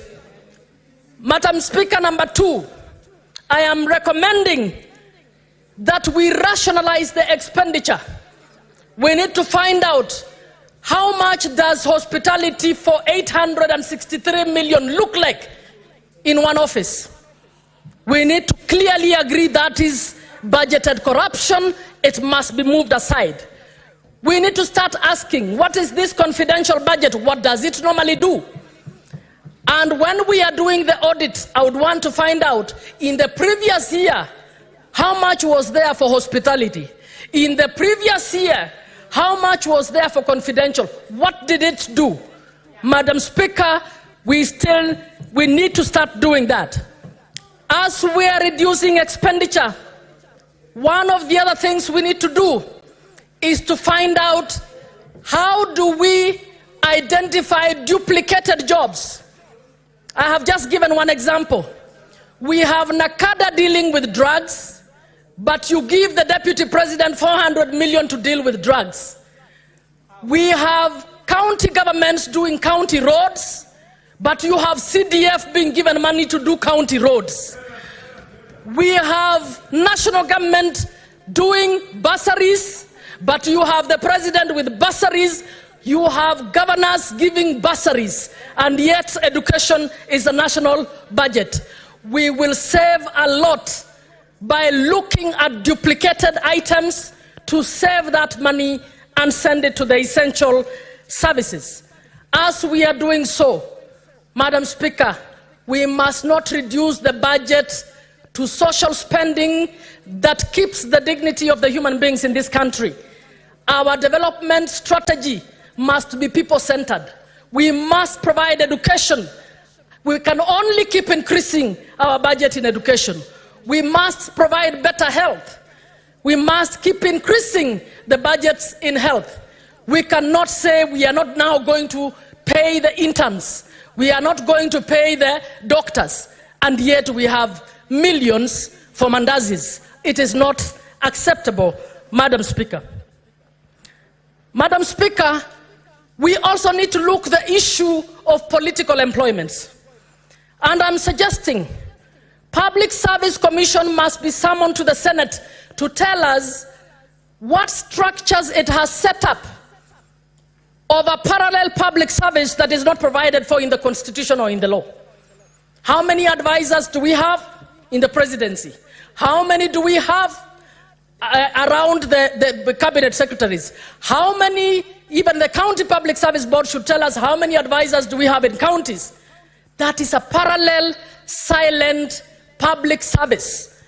As they are telling us, the SRC must join them to tell us how they have cleared payments of salaries to unstatutory and unconstitutional offices. Who is going to be held accountable for that? So those two bodies must tell us what we need to do. We also need to find out why are employment laws not being followed? Why are constitutional commissions which are supposed to be independent not doing this? Why are TSC letters being peddled by politicians? Why is TSC issuing employment letters? TSC has been practicing has been in the practice of employing those who've been waiting before the ones who are qualified recently. Can we have a public audit to find out how many people were politically employed because they know politicians, and those who are waiting and are sons and daughters of poor people were not able to get those issues? Madam Speaker, we need to also audit debt. And I'll go quick. We need to audit our debt and ensure to find out documents and all agreements relating to that need to be made available to Parliament so that Parliament can actually audit this. We also need to audit the debt expenditure. So we borrowed for this. Have we been doing this? And I'm suggesting that we get a special team to be able to do this. I think the Auditor General needs to be facilitated. Parliamentary PBO office needs to be revamped to help us to do debt auditing, Madam Speaker. If we do this and we do it transparently so that our audit is made public, it's not an audit to be hidden, then the Kenyan people will be able to know what we are doing. Madam Speaker, we must audit all funds. We have so many funds. The Youth Fund, the Women Fund, the CDF. How are they being implemented? We need to audit them. I think that the thinking behind funds is good and is noble. But are they being used for purposes that they were supposed to? We need to do an audit. Those ones that are being used for purposes that they should be used, be retained, and the others that are not being used for the purposes that they should actually be looked at. Madam Speaker, World Bank report in 2020 reported that we have dead infrastructure. They said 50% of CDF projects were dead because when an MP comes, they don't want to touch what the other one did. That is public money. We need to find out whether we need to put in place better structures for the management of CDF. Madam Speaker, then we come to Bunge. Bunge must do its bit like every other. The National Assembly, together with the Senate, have passed laws that are unconstitutional. I want us to do an audit of the cost that unconstitutional laws being challenged in court have cost the taxpayer because we did not do our job as Bunges. I want to find out how many laws we have passed. For instance, 30 minutes to pass a law to enable the KDF to be set against our kids. No public participation, no adequate time for members of Parliament to discuss that. Madam Speaker, as Bunge, we must take responsibility for passing laws that have violated the Constitution, for passing laws that have circumvented the Constitution. Madam Speaker, I want to speak to the people of the Kenya as well. As we are speaking and everybody is taking responsibility, I would want our people to also take responsibility. When we queue to receive 200 shillings from politicians in funerals and elsewhere, I want us to start asking ourselves, where do you think this person has got money from? He does not have even one industry in that county of yours. He does not have a factory where he's employing anybody. He moves around in very, very affluent vehicles, dressed up well, and just stands and dishes money, and you take that money. Ask yourself, who in their right mind would take monies that they have worked hard in a business to build a business and start dishing it out? What are we doing? That is money that should have been providing your schools that is being dished out to you. That is money that should have been making it possible for you to get access to health that is being dished out to you. Madam Speaker, we need to speak to our people to say, do not encourage thieves and do not elect thieves. Let us do what is right, and let us ensure that this country moves forward. So it is a moment of reckoning, not just for members of parliament, not just for the president, not just for the CSS, even for the church leaders and other leaders. Where do you think somebody, Catherine Muma, who does not have any factory anywhere, all of a sudden has 20 million to give you? Why don't you ask yourself, na hii 20 million aliitoa wapi? I think as a country, the Gen Zs are calling all of us to recheck our conscience, are calling all of us. Senator Catherine, your time is up. 1 minute only to finish the sentence. Just 1 minute. I will finalize. Madam Speaker, I think I've spoken to every sector of society, and all I'm saying, all of us need to introspect and do the right thing for this nation. Thank you. Senator Karungo Dhangwa. Thank you very much, Madam Speaker. I'm really happy also to weigh in into this motion and support this motion. Madam Speaker, on 26th of June, I had written to your office requesting us to do the same, to have a motion to discuss what we are discussing today. I'm happy, though I did not get a reply, I'm happy it has come through the channels that it has come, for us to discuss this issue. Madam Speaker, this is the time for the people of Kenya to know that Senate is the upper house.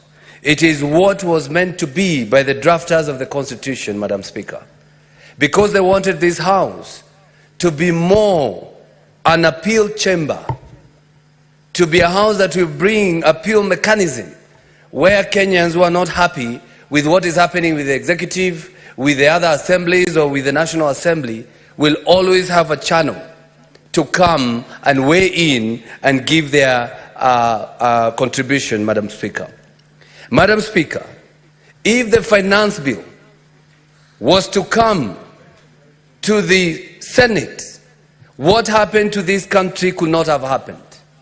Those maandamano that were here could not have happened, Madam Speaker, because here at the Senate, we relook into things afresh. We scrutinize again. We look at the proposals afresh by hearing and listening to the people. I can give a very good example, Madam Speaker. There was the affordable bill that was brought here, passed by over 400 MPs, Madam Speaker. But when it came to this House, we relooked into it. We gave it 49 amendments. New things that were not there, Madam Speaker. What we are trying to say, Madam Speaker, is that if the finance bill was to come, and we should fight for that space, so that anything that is passed by the National Assembly should always be coming to this House, so that we can discuss it again and again. And this country could not have been banned if it came to this House, Madam Speaker. Madam Speaker, on the issue of Gen Z, And I take this time to condole with all those who lost their children, to those mothers and fathers who lost their children. And that's why we are here. We are discussing that everything, every stone must be turned. Whoever acted contrary to the law must face the law, Madam Speaker. And it's also good, because I said, I don't want to be part of, sensational comments. I want to be level-headed, Madam Speaker. I want to talk without exaggeration. I want to talk from a point of fact. And that's why I want to tell people what Gen Z mean. Many people don't even know. I saw an old man, a politician, former politician, saying, when I was Gen Z. You have never been Gen Z, Madam Speaker. Because a Gen Z is a period of which one was born. Gen Z are those who were born between 1997 and 2010, Madam Speaker. Those who are born, like Senator Medhu, between 1996, between 1981 to 1996, they are millennials, Madam Speaker. And those who are born before that, Madam Speaker, that is 1965 and 1980, Madam Speaker, that is Generation X. And if I was to go to our senior youth, Oburu Odinga, who was born, I think, in 1943, Madam Speaker, they are called the silent generation, Madam Speaker. And this is the generation that are created by American researchers. You are called at that particular, depending on what time you were born and what was happening at that particular time. Madam Speaker, the coming generation will be fire, will be more than these Gen Zs that we are saying. It's called Generation Alpha, Madam Speaker. Those who are born between 2011 to 2025. Why are they categorized like that, Madam Speaker? Is what was happening at that particular time when they were born. The Gen Z, they were born when we have social media, we have internet, they have access to information, they understand things as they happen. Madam Speaker, my daughter, who is in primary school, came to me after the finance bill was passed by the National Assembly and asked me, in school, the classmates were asking, did your dad vote yes or no? And then I asked, what did you tell them? Already she knows that senators were not passing. As she said, senators were not voting for this finance bill. So what this means, it is even those kids that are in school, those now we are calling Generation Alpha or the Gen Z, Madam Speaker, they understand everything that happens, Madam Speaker. Madam Speaker, we said we need to talk to Gen Z. And the reason why I've given that definition is because when the president is talking to Gen Z, he must make sure he's talking to Gen Z. And that's why I advise him to shy away from the X space on Twitter, Madam Speaker. And I will explain why. Because, Madam Speaker, when you go to X space, you only hear voices. You don't see anybody. We don't know who is in there, Madam Speaker. We might be speaking to those who are always been there, Madam Speaker, and not listen to the real Gen Z. And that's why I'm advising him, kindly go to TikTok. If you want to talk to Gen Z, you will be able to see them. They'll see your face, you'll see their face, Madam Speaker. They will even tell you, this is not a Gen Z, this is a grown, that man, Madam Speaker. Because if we go to X space, uko matusi mingi sana, and they do not come from Gen Z, because Gen Z, they are not afraid to be seen. That's why they came to the street in broad daylight. They want to be seen, they want to be identified. They are fighting for their people. So I asked the president and the deputy president, go to TikTok, learn how to say tap tap the screen, guys, tap tap. I want to talk to you, I want you to see me, I want us to talk to each other, Madam Speaker. Madam Speaker, I want you to take a pen, because we have to do some math. And this is the time that we as a nation, we should now start taking stock of what has been happening. What has been wrong, we say enough is enough. And that is the CDF, Madam Speaker. Mr. Speaker, when the former senator or the former member of parliament from as a constituency in Nyandarua, Mr. Karue, came with CDF, that was the beginning of devolution. What he was trying was to devolve services to the people. So when devolution came, CDF should have died a natural death. Because that is devolution. Madam Speaker, and it has been said here, Can you imagine the government gives you money to go pay government? That is bursary. It gives you money to go pay a government school. And I want us to do the math, Madam Speaker. Take a pen, Madam Speaker. Every constituency in their CDF, they have over 50 million for bursary, Madam Speaker. If you multiply 50 million times 249 constituencies, 290 constituencies, Madam Speaker, you'll get over 20 billion Kenya shillings. Every county has, every governor has an education bursary fund, which they put between 200 million to 300 million. If you do an average of 300 million, multiply by 47 counties, you get again over 20 billion Kenya shillings. Over 20 billion Kenya shillings. That is 40 billion or 50 or 60. If you add the GAF, the women rep, they also have bursary. The president has bursary. The governor has bursary. We will get almost 80 billion Kenya shillings. Madam Speaker, why don't we just give this money to schools and make education free? Madam Speaker, why don't we take it direct to the schools and make high school education free of charge? I don't have to give an MP money to come and bring it to the village. We have M-Pesa, you know, or we have channels of sending that money to schools, Madam Speaker. Madam Speaker, there is an issue of Kera. Kera, Madam Speaker, and I'm speaking as the chairman of Roads and Transportation in the Senate.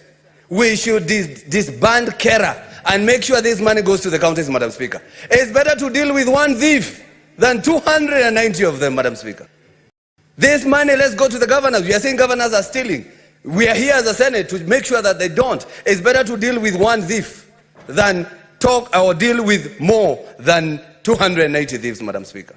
Madam Speaker, we are even asking ourselves, if the governors, and I heard the Senator of Isiolo, and also I have had the same cases here, that the governors are not respecting the Senate.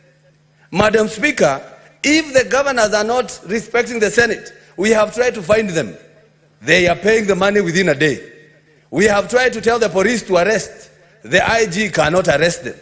Why don't we as a Senate also say we are going to change the rules and the laws that we can also emanate with the motion to impeach a governor from this house, Madam Speaker?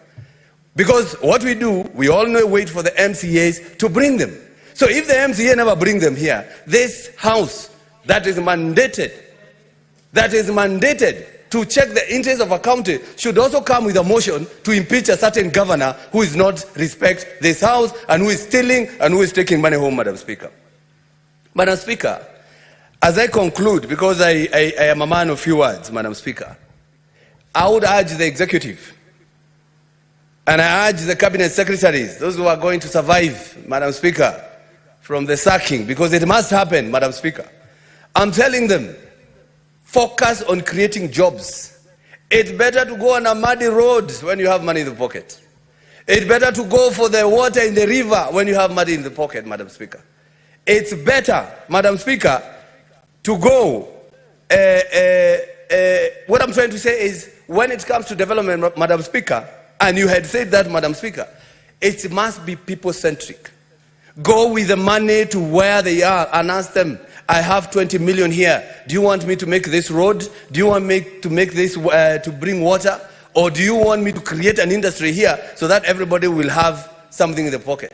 They will say, create an industry and we get money. Then we'll discuss that when it comes to roads, Madam Speaker. Madam Speaker, picketing that we saw for the first time here, it was very peaceful at the beginning. And the reason why it was very peaceful, because that is when only Gen Z were on the road, Madam Speaker. And they were picketing, taking selfies, recording themselves on camera. And that is to show it can be done. And that's why I'm supporting those who are saying that we should bring along and have picketing corners, picketing roads. We should even have a picketing authority, Madam Speaker, that receives every petition. When somebody comes, they come where picketing corner, there is an office, there is some people there, you receive it and you follow it through, Madam Speaker. Because what happens when it comes to this place, Madam Speaker, sometimes people do not even know. Because we do things in very quiet. And that's why people are worried. They were saying senators have just become clever overnight. No, we have been like this. It's only that they show MPs on KBC every day. We do not share equal platform. And that's why we should also say, anybody who is speaking here, Madam Speaker, if National Assembly is given 20 minutes, we should get 20 minutes on the KBC, which is the national broadcaster, Madam Speaker. Otherwise, they just show the National Assembly, they don't show what we do here. People have to go to YouTube, Madam Speaker. Madam Speaker, I would want to talk to the public service, and especially the CS, if he survives, Madam Speaker. It's good to advise him if he still retains his position, Madam Speaker. In Dubai, they have a ministry called the Ministry of Happiness.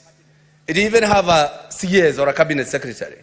And people thought the Ministry of Happiness was to have somebody who will come to your house and crack jokes and make you happy. No. And that's why I'm suggesting to the CS Moses Kuria, in your public service, create a department called Happiness Department. Why am I saying that, Madam Speaker? That is to check whether everybody is happy with the services they are getting for the public service. By the time you go to get your passport, Madam Speaker, before you leave that office, there must be somewhere you press to say, I was served well, I was not served well, and this person is very rude. And then it goes direct to the ministry, Madam Speaker. If you go to get your driving license, you must, before you leave that office, were you served well? And then you click somewhere, it goes to the department, not to that office. That office wouldn't even know. They will only know when the PS, the CSs will come to your office knocking, saying, my friend, so many people are complaining, so we get rid of you. Even us, Madam Speaker, I've gone to Israel. And Israel, at the gate of the parliament, when you get in, there's a very big screen that says who is in parliament and who is not. So when you get in there, you'll be able to know whether the person who you sent to parliament to represent you is in or not, Madam Speaker. And it is shown every day. So that we can be able to be here, Madam Speaker, and fight for our people. But sometimes we come in, then we go, we are seen in the village, we are trying to balance things, Madam Speaker.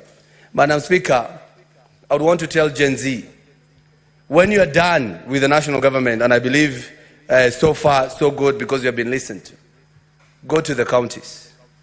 Go to the counties and join your senator. Pick their hands. Go to the counties. Why am I saying that? Because the governors there, they are using the public money that were deducted from you through the previous finance bill. That money was taken and given to your county. Kiambu has been given 15 billion within this financial year. But what the governors are doing in those counties, they are giving your mothers and your fathers handouts. I'm talking to Gen Z. They are giving your mother sweet potato vines to go plant, handouts. 2 chicken here, handout. A fish there, handout. So that your fathers and mothers can think these governors are working, and they do not look at it when these governors are eating into Gen Z's future, Madam Speaker. So that's why I'm saying we should also join hands and ask for accountability. Ask for accountabilities at the county level, Madam Speaker. Madam Speaker, the issue of employment, and that will be my last point, Madam Speaker. We do have National Employment Authority. We should enhance its mandate. And the mandate is to say, because we are always fighting the wage bill, the mandate is to say, we need to know who is employed where. It should also be somehow devolved, so that when you go to the counties, like Kiambu County, we pay almost 6 billion per year or more as a wage bill. People are just getting, a governor gets in, employs all his people. Kiambu, we have had 4 governors. So every governor has employed everyone. And the next governor probably will do the same, Madam Speaker. So the reason why I'm saying the National Employment Authority should have a record of everybody, every person who is employed by a governor should submit their CVs, their documents, their letter of appointment, when they were employed, so that if I want to check, and it played very well here, Madam Speaker, when we were having the impeachment, we asked the governor, did you employ this person? The governor said, I have not employed him. Oh, I have not employed her. But how can this house know? You have no way of knowing, because the governor is the employer and also the custodian of those documents. So they only need to withdraw them. They only need to remove them. They only need to readjust. If you said he was employed as a PA and maybe he was wrong employing him as a PA, they readjust, they say he was an advisor. So the best thing is to have an agency whereby anybody who is employed by a county, those documents are submitted there. So that if I want to know how many people employed by the governor of Kiambu, I don't have to go and ask him.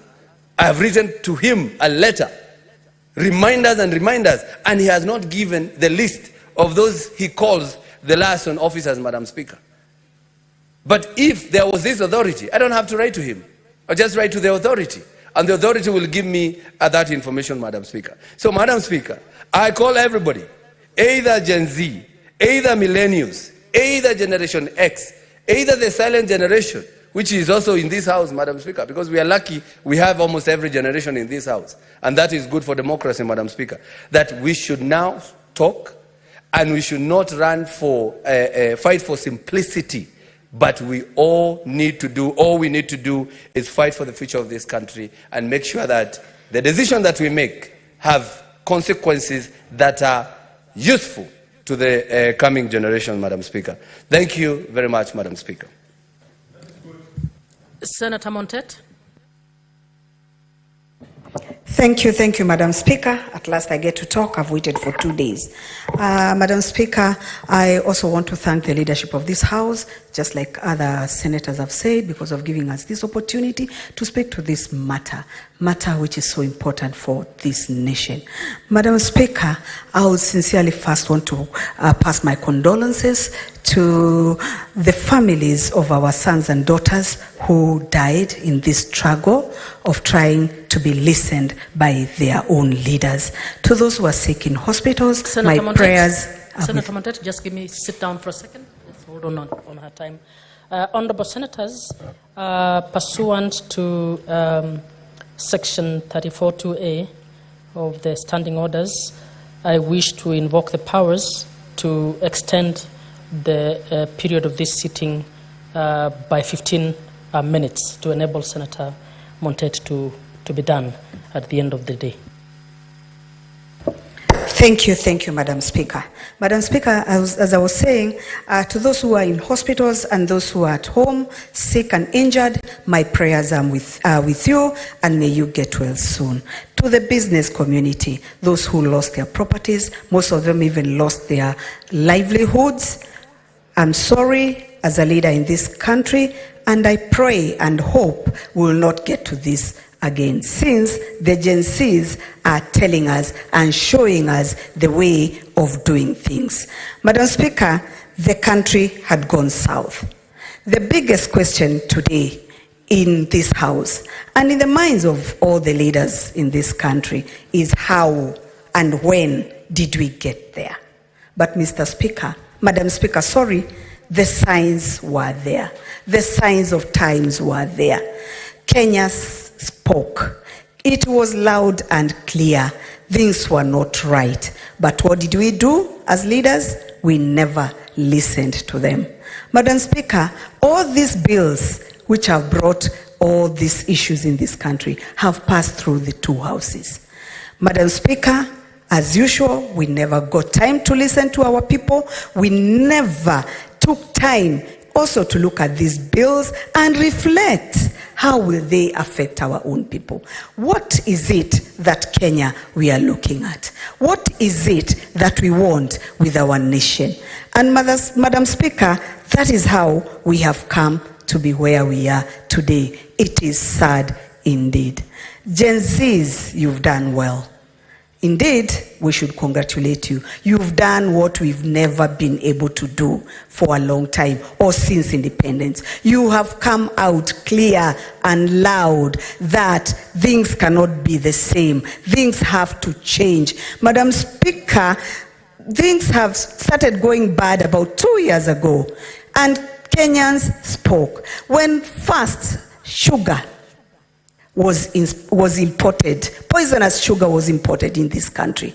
Madam Speaker, Kenyans spoke. It was so sad that later the same sugar was sold to poor Kenyans and it was consumed, and to date the importers of that sugar.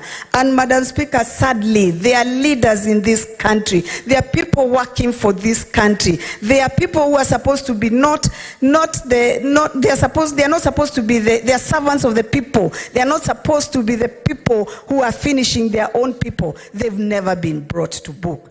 As my other